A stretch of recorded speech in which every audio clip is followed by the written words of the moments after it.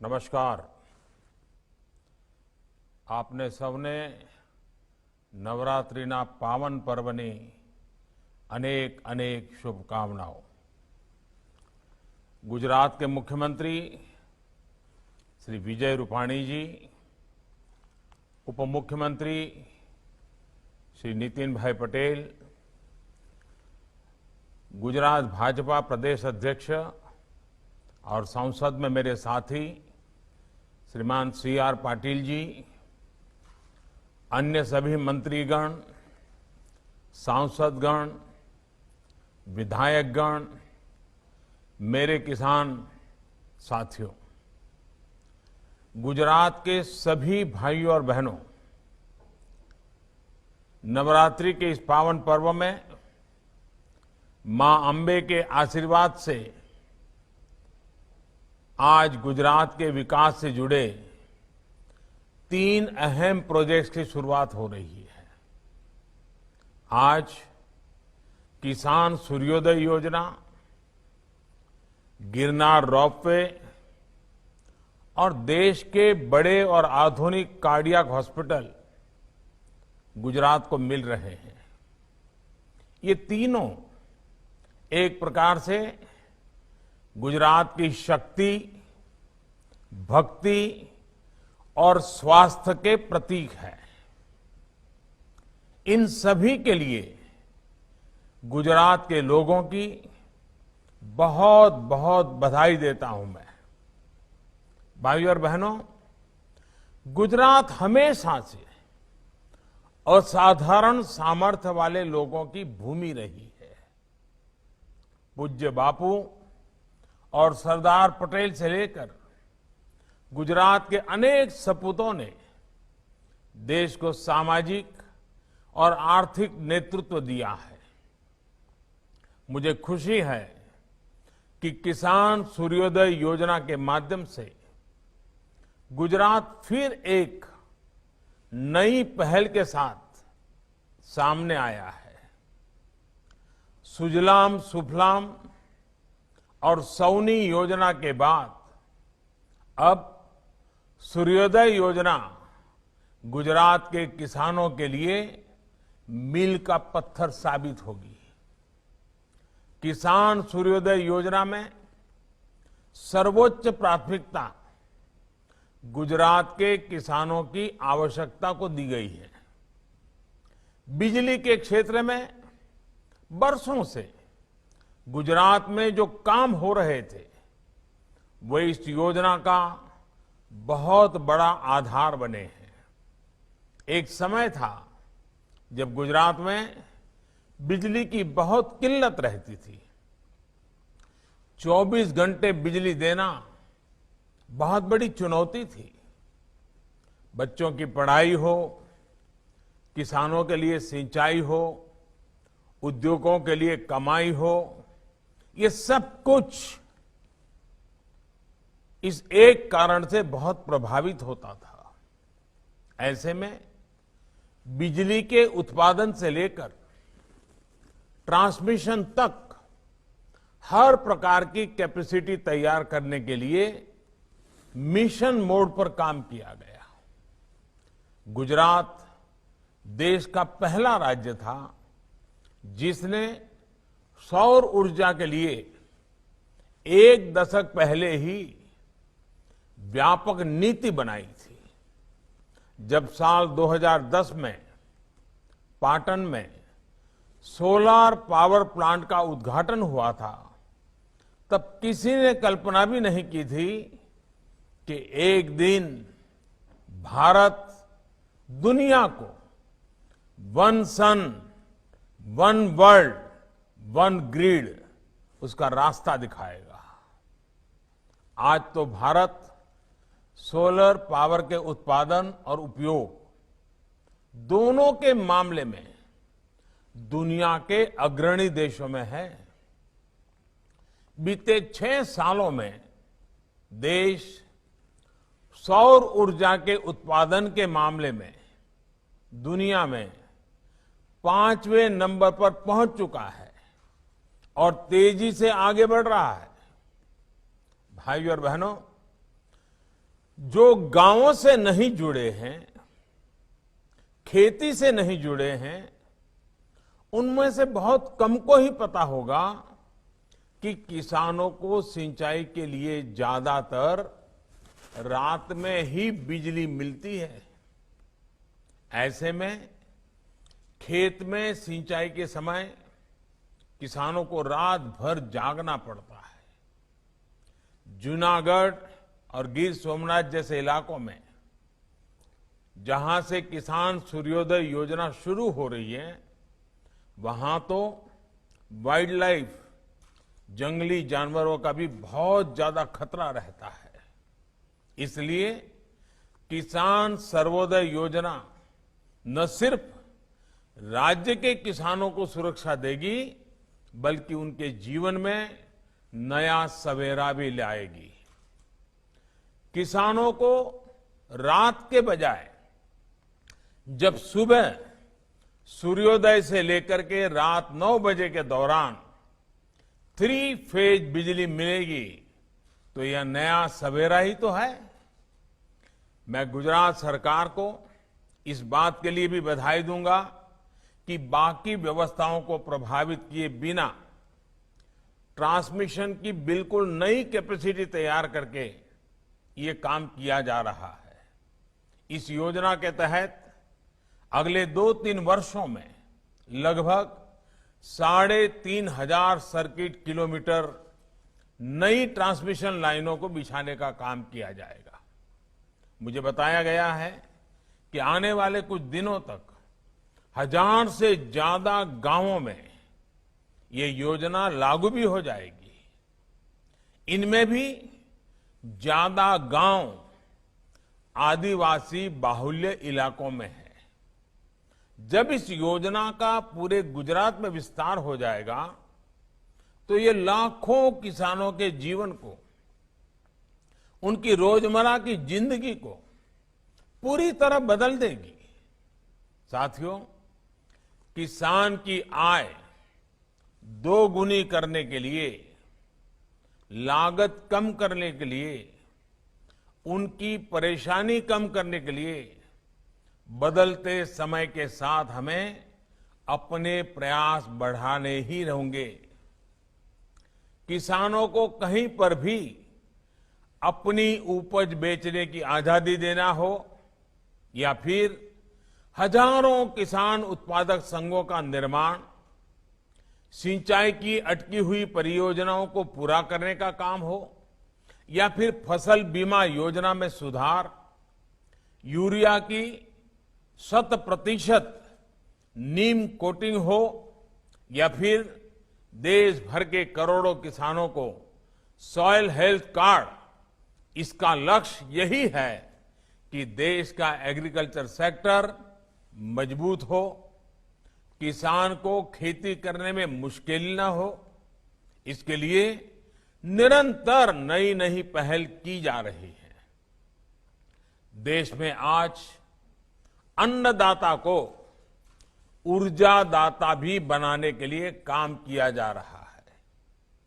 कुसुम योजना के तहत किसानों, किसान उत्पादक संघ, एफपीओज, कोऑपरेटिव्स, पंचायतों, ऐसे हर संस्थानों को बंजर जमीन पर छोटे छोटे सोलर प्लांट लगाने में सहायता दी जा रही है। देश भर के लाखों किसानों के सोलर पंपों को भी ग्रिड से जोड़ा जा रहा है। इससे जो बिजली खेतों में पैदा होगी, उसको किसान जरूरत के हिसाब से अपनी सिंचाई के लिए उपयोग कर पाएंगे और अतिरिक्त बिजली को बेच भी पाएंगे। देश भर में करीब 70.5 लाख किसान परिवारों को सोलर पंप लगाने में मदद की जा रही है। इससे किसानों को सिंचाई की सहूलियत भी मिलेगी और उन्हें अतिरिक्त आय भी हो जाएगी। साथियों, गुजरात ने तो बिजली के साथ साथ सिंचाई और पीने के पानी के क्षेत्र में भी शानदार काम किया है। इस कार्यक्रम में जुड़े हम सभी जानते हैं कि गुजरात में पानी की क्या स्थिति थी। बजट का बहुत बड़ा खर्चा, सालों तक पानी के पीछे ही खर्चना पड़ा है। ये बहुत लोगों को अंदाज नहीं होगा कि गुजरात पर पानी के पीछे आर्थिक बोझ बहुत बड़ा रहता था। बीते 2 दशकों के प्रयासों से आज गुजरात के उन जिलों, उन गांवों तक भी पानी पहुंच गया है जहां कोई पहले सोच भी नहीं सकता था।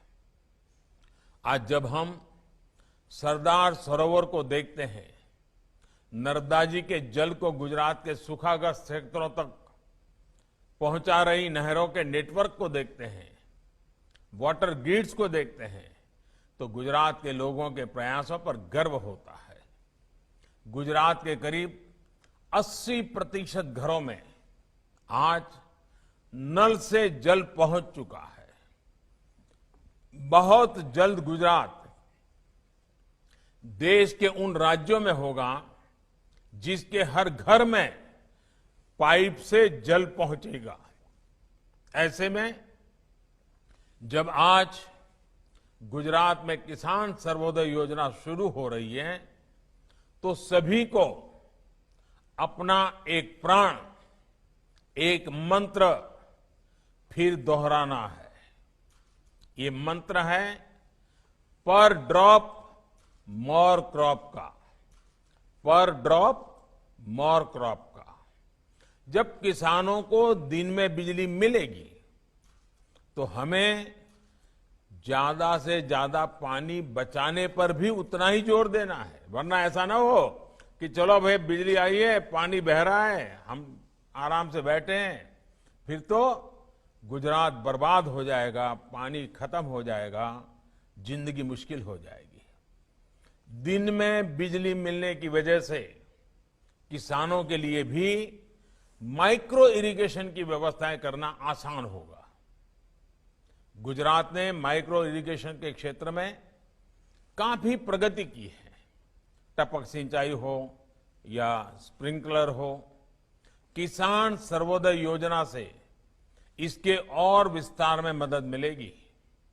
भाइयों और बहनों, गुजरात में आज सर्वोदय के साथ ही आरोग्योदय भी हो रहा है। ये आरोग्योदय अपने आप में एक नया नजराना है। आज भारत के सबसे बड़े कार्डियक अस्पताल के रूप में UN Mehta institute of cardiology and research centre का लोकार्पण किया गया है। ये देश के उन चुनिंदा अस्पतालों में से हैं जिसमें वर्ल्ड क्लास इंफ्रास्ट्रक्चर भी है और उतनी ही आधुनिक हेल्थ फैसिलिटी भी है। बदलती लाइफस्टाइल के कारण हार्ट से जुड़ी समस्या को हम देख रहे हैं, दिनों दिन बढ़ती चली जा रही है, छोटे बच्चों में हो रही है।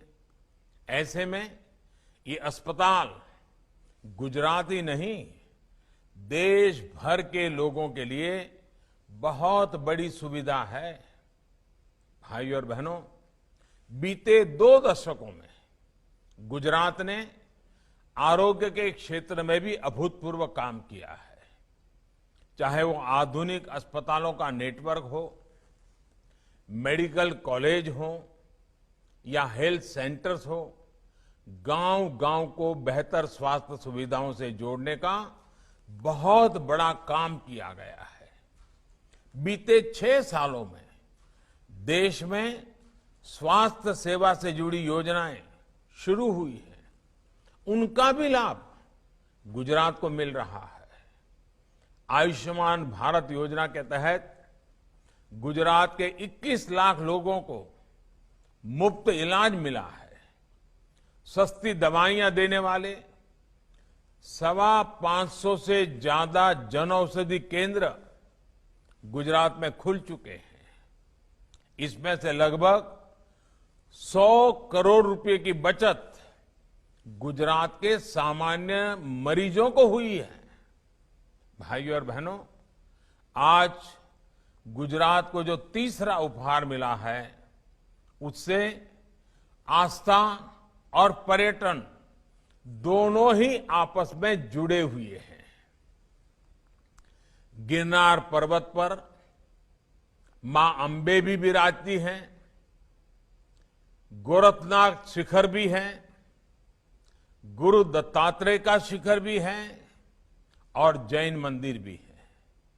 यहां के हजारों सीढ़ियां चढ़कर जो शिखर पर पहुंचता है वो अद्भुत शक्ति और शांति का अनुभव करता है।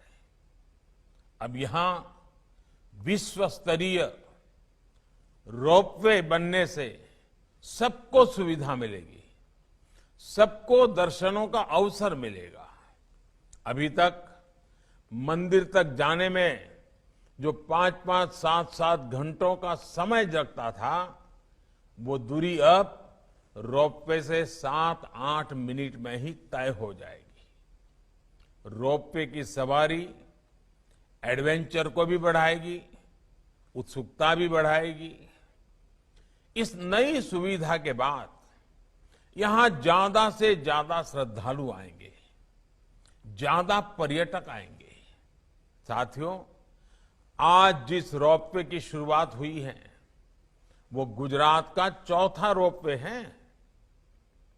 बनासकांठा में मां अंबा के दर्शन के लिए, पावागढ़ में, सतपुड़ा में 3 और रोपवे पहले से काम कर रहे हैं। अगर गिरनार रोपवे में रोड़े न अटकाए होते तो यह इतने वर्षों तक अटका नहीं होता। लोगों को, टूरिस्टों को इसका लाभ बहुत पहले ही मिलने लग गया होता। एक राष्ट्र के रूप में हमें भी सोचना होगा कि जब लोगों को इतनी बड़ी सुविधा पहुंचाने वाली व्यवस्थाओं का निर्माण इतने लंबे समय तक अटका रहेगा तो लोगों का कितना नुकसान होता है, देश का कितना नुकसान होता है। अब जब ये गिरनार रोपवे शुरू हो रहा है तो मुझे खुशी है कि यहां लोगों को तो सुविधा मिलेगी ही, स्थानीय युवाओं को रोजगार के भी अधिक अवसर मिलेंगे। साथियों, दुनिया के बड़े बड़े टूरिस्ट डेस्टिनेशन, आस्था से जुड़े केंद्र इस बात को स्वीकार कर चलते हैं कि हमारे यहां ज्यादा लोग तभी आएंगे जब हम टूरिस्टों को आधुनिक सुविधाएं देंगे। आज जब टूरिस्ट जहां भी कहीं जाता है, अपने परिवार के साथ जाता है, उसे ईज ऑफ लिविंग भी चाहिए होती है, ईज ऑफ ट्रैवलिंग भी चाहिए। गुजरात में अनेकों जगह हैं जिनमें भारत ही नहीं, दुनिया का बड़ा टूरिस्ट डेस्टिनेशन बनने की क्षमताएं पड़ी हैं, अपार संभावनाएं पड़ी हैं। अगर माता के ही मंदिरों की बात करें तो भक्तों के लिए गुजरात में पूरा सर्किट है। मैं सब माताओं के स्थानों का उल्लेख नहीं कर रहा हूं, और गुजरात के सभी कोने में ये शक्ति रूपेण माताएं गुजरात को निरंतर आशीर्वाद देती हैं। अंबाजी है, पावागढ़ तो है ही है, चोटीला चामुंडा माताजी हैं, उमिया माताजी हैं, कच्छ में मातानो मढ़, इतने ही यानी अनगिनत हम अनुभव कर सकते हैं कि गुजरात में एक प्रकार के शक्ति का वास है। कई प्रसिद्ध मंदिर है। आस्था के स्थलों के अलावा भी गुजरात में अनेक जगह हैं जिनकी क्षमताएं अद्भुत है। अभी आपने भी देखा है कि द्वारका के पास शिवराजपुर समुद्री बीच को अंतर्राष्ट्रीय पहचान मिली है, ब्लू फ्लैग सर्टिफिकेशन मिला है। ऐसे स्थलों को विकसित करने पर वहां ज्यादा से ज्यादा पर्यटक आएंगे और अपने साथ रोजगार के नए अवसर भी लाएंगे। आप देखिए, सरदार साहब को समर्पित स्टैच्यू ऑफ यूनिटी दुनिया की सबसे ऊंची प्रतिमा अब कितना बड़ा टूरिस्ट अट्रैक्शन बन रही है। जब ये कोरोना शुरू हुआ उससे पहले ही करीब करीब 45 लाख से ज्यादा लोग स्टैच्यू ऑफ यूनिटी को देखने जा चुके थे। इतने कम समय में 45 लाख लोग बहुत बड़ी बात होती है। अब स्टैच्यू ऑफ यूनिटी को फिर से खोला गया है तो ये संख्या फिर तेजी से बढ़ रही है। इसी तरह छोटा सा उदाहरण देता हूं मैं। अहमदाबाद में कांकरिया झील, कांकरिया तालाब तक पहुंचने वालों की संख्या, एक जमाना था वहां से कोई गुजरता नहीं था, दूसरा रास्ता लेता था। उसका थोड़ा सा रिनोवेशन किया, थोड़ा टूरिस्ट को ध्यान में रख करके व्यवस्थाएं खड़ी की और आज स्थिति क्या है, वहां पर पहुंचने वालों की संख्या अब सालाना 75 लाख तक पहुंच रही है। अकेले अहमदाबाद शहर के मध्य में 75 लाख मध्यम वर्ग, निम्न मध्यम वर्ग के परिवारों के लिए ये जगह बहुत आकर्षण का कारण बन चुकी है और अनेक लोगों की रोजी रोटी का कारण भी बनी है। ये सारे परिवर्तन, टूरिस्टों की बढ़ती हुई संख्या, स्थानीय लोगों की आय बढ़ाने भी बहुत मदद करती है। और टूरिज्म एक ऐसा क्षेत्र है जहां कम से कम पूंजी लगती है और ज्यादा से ज्यादा लोगों को रोजगार मिलता है। हमारे जो गुजराती साथी, और मैं चाहूंगा विश्व भर में फैले हुए गुजराती बंधु भगिनी को मैं आज आग्रह से कहना चाहता हूं, गुजरात के ब्रांड एम्बेसडर बनकर आज पूरी दुनिया में गुजरात के लोग छाए हुए हैं।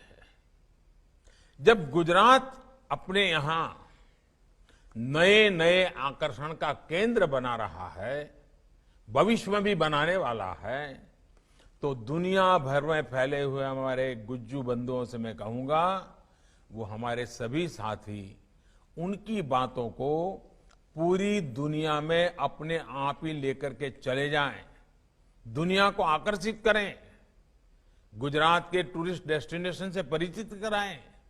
हमें इसी को लेकर आगे चलना है, आगे बढ़ना है।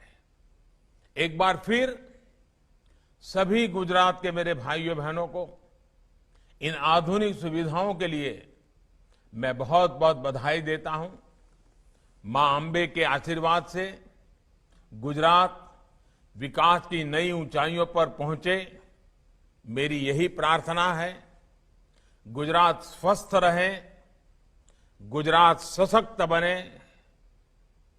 અને મારા ગુજરાતના ભાઈઓ બહેનોને એક દિલની વાત કરવી છે અને મને ખાતરી છે કે મારી આ વાતને આપ જરૂર સત્કારશો અને મને સાથ આપશો।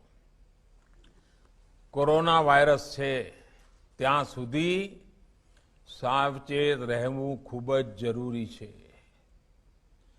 2 ગજની दूरी खूब ज जरूरी, मास्क पहरवो पण एकदम जरूरी, साबुथी नियमित हाथ धोता रहो, ज्यां सुधी दवा नहीं त्यां सुधी ढिलाश नहीं।